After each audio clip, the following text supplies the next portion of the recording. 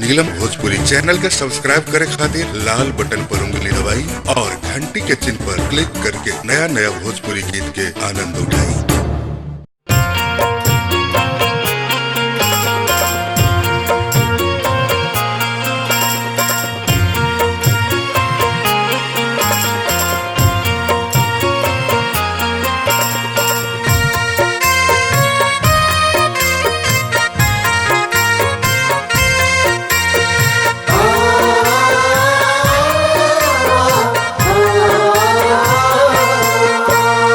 थर थर का पता बदनिया बाबा गंगा मैया मारस धार।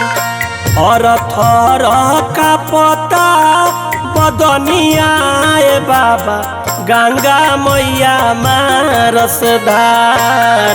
हाली से बिखेर दी किरनिया बाबा औरध करी स्वीकार।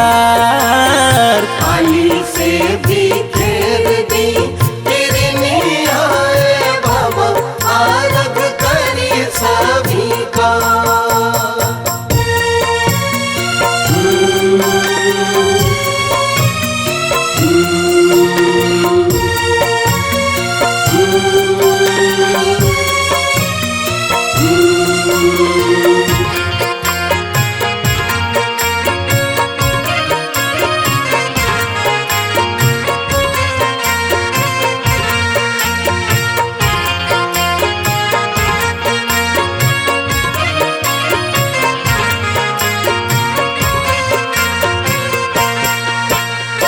भूखे प्यासे कंठ सुखता हमार हो।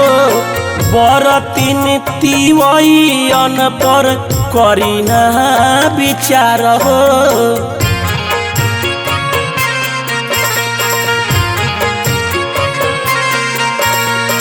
भूखे प्यासे कंठ सुखता हमार हो।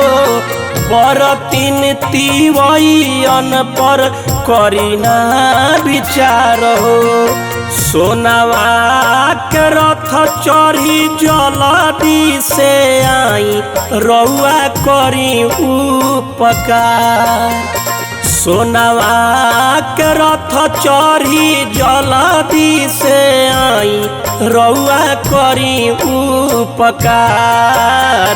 हाली से बिखेर दी किरनिया बाबा औरध करी स्वीकार। हाली से बिखेर दी किरनिया बाबा औरध करी स्वीकार।